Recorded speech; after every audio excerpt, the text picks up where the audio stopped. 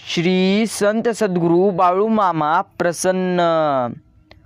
मातीत पेरणं, मातीत उगवणं, मातीत जगणं, मातीत जाणं, खेळ सारा मातीचा, तरी माणसाला घमंड कोणत्या जातीचा.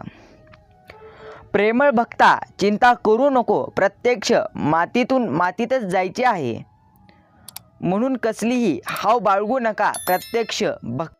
प्रत्येक भक्ताच्या पाठीशी देवांचा आशीर्वाद हा नक्कीच आहे. प्रेमळ भक्तांनो, मामा म्हणतात, प्रेमळ भक्ता काळजी करू नको, आज तुला जितका वेळ मिळेल तितका वेळ तुझा आज मला दे. लक्षात ठेवा, पोटात गेलेले विष हे फक्त एका माणसाला मारते, पण कानात गेलेले विष हजारो नाते संपवून टाकते. म्हणून दुसऱ्याच्या सांगण्यावर अजिबात विश्वास ठेवू नको. त्याचप्रमाणे दुसऱ्याच्या सांगण्यावरून विश्वास ठेवण्यापेक्षा स्वतःच्या पाहण्यावर विश्वास ठेव. आयुष्यात कसलीच चिंता तुला होणार नाही. जुन्या आठवणी रात्री हरवून जातात, हृदयातल्या वेदना डोळ्यातून वाहून जातात. कधी मनाचे दरवाजे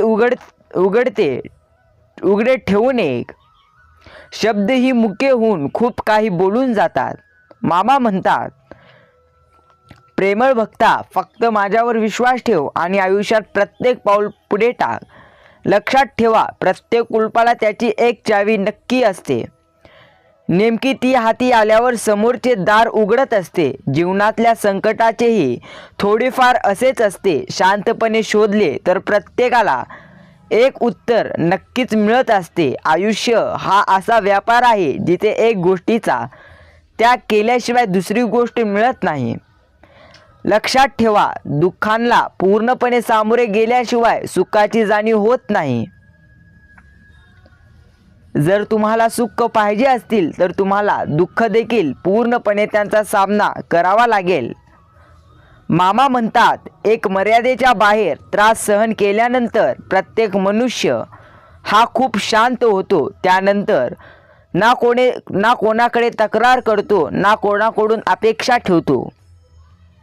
त्याचप्रमाणे तू देखील शांत होत असशील तर समज, मर्यादेच्या बाहेर तू त्रास सहन केला आहेस आणि मी तुला आता मर्यादेच्या बाहेर सुख देणार आहे. आशीर्वाद घेता येईल तेवढे घे, तलतलाट मात्र कोणाचीही घेऊ नको. तुझ्या सुखाकरिता इतरांना अजिबात दुखवू नको.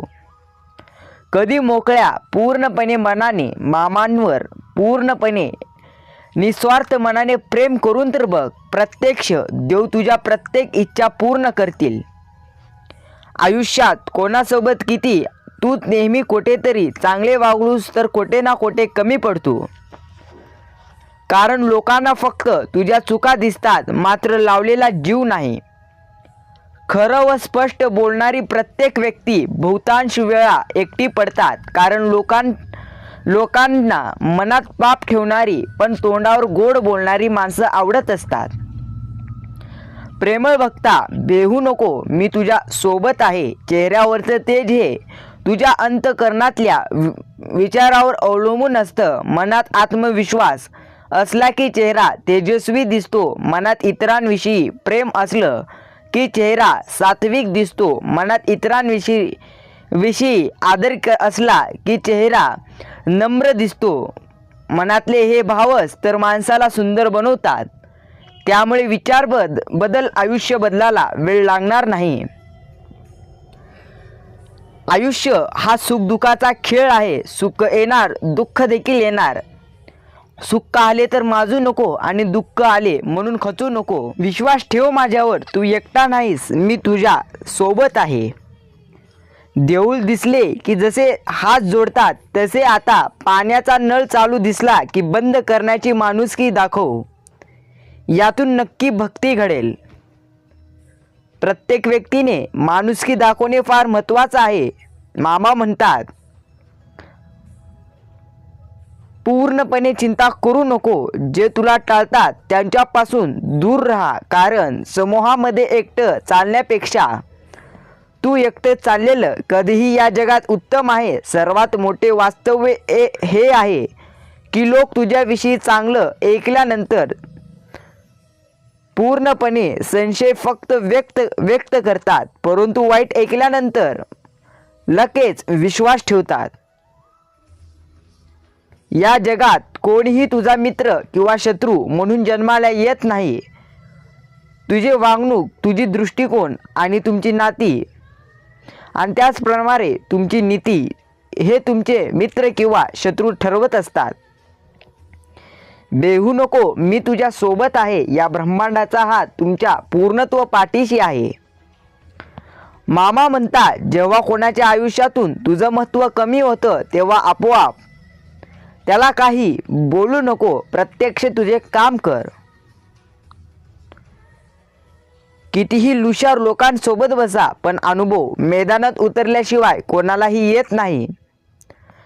आयुष्यात त्या व्यक्तीच्या मागे लागू नको ज्याला तुझी किंमत नसते.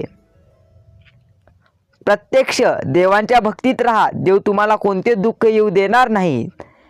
देव तुम्हाला काहीतरी देतील म्हणून मंदिरात जाऊ नये. देवाने आपल्याला बरंच काही दिले म्हणून जर मंदिरात गेलो तर देव तुम्हाला अपेक्षापेक्षा जास्त नक्कीच देतील. रोज विसरावा तो अहंकार, नित्य स्मरावा तो निरंकार. काम क्रोध करतो सर्वनाश, अति लोभात होतो विनाश. हृदयात ठेवा भाव निस्वार्थ, अनुभवाने सुख ते परमार्थ. मितभाषी असतो सदामुखी, वेर ते बोलेल तो होईल सुखी. भगवंत नामास रोज स्मरावे, मायबापास कधी न भुलावे. मनुष्य जन्म मिळतो एकवार, रामनामात सुख हे अपरंपार. लक्षात ठेवा, भगवंतांचे नामस्मरण करीत राहा, कारण भगवंत पूर्णपणे तुम्हाला अडचणीच्या वेळी नक्की साथ देतील. प्रेमळ भक्ता, तू आनंदी असशील किंवा नसशील यावर कोणाला फरक पडत नाही. मात्र प्रत्यक्ष आनंदात असशील तर लोक रडतील आणि तू पूर्णपणे रडत असशील तर लोक हसतील. त्यामुळे कोणाचीही चिंता करू नको. प्रत्यक्ष स्वतःवर विश्वास ठेव. प्लेटभर शिरा खाताना प्रत्येकाला रवा, काजू, बदाम आणि पूर्णपणे बेदाणेही दिसतात, पण ज्यामुळे शिरा गोड झाला ती साखर कुठेच दिसत नाही. लक्षात ठेव, काही व्यक्ती तुझ्या आयुष्यात अशी साखरेसारखी असतात. प्रत्यक्ष गोडवा पसरण्याचे काम ते करतात, मात्र तुला ते कधी दिसत नाहीत. वेळ कोणतीही येवो, मन विचलित होऊ न देता परिस्थितीचा सामना करायला हवा. परिस्थिती कायम बदलत राहते आणि परिस्थिती कायम एकच राहत नाही. वाईटानंतर चांगले दिवस येतात. जीवनात सतत लाभच होईल असे नाही.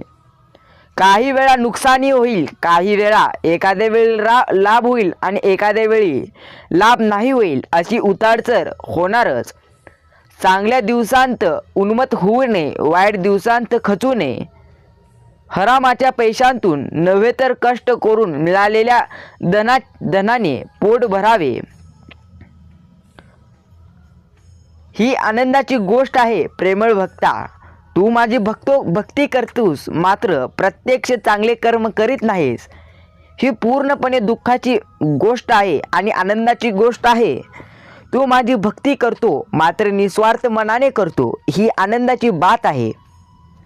जे तुमच्यावर प्रेम करतात त्यांचं कौतुक करा. ज्यांना तुमची गरज नाही त्यांना मदत करा.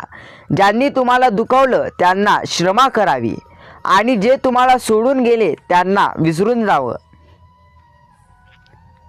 प्रत्यक्ष ज्यांनी तुम्हाला विसरले त्यांना कधीही ध्यानात ठेवू नये आणि तुम्हाला कधी कोण विसरलं नाही तेव्हा कोणालाही तुम्ही विसरू नये.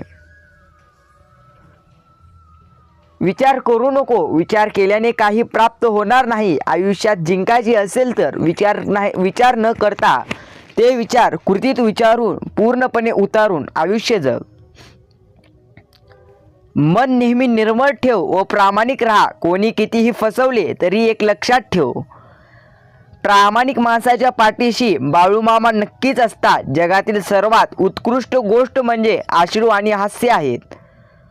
कारण हे फारसे एकत्र दिसत नाहीत, पण जेव्हा ते दिसतात ते आयुष्याला अत्यंत सुंदर श्रेण असतो.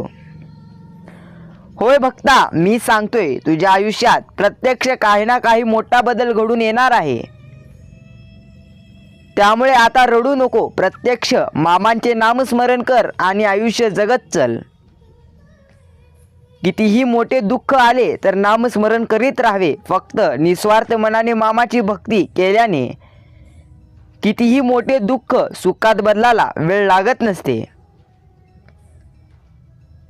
अनुभवाने एक शिकवण प्रत्येकाला दिली आहे. कोणाच्या चुका उणिवा शोधत बसू नको. नियती बघून घेईल, हिशोब तू करू नको.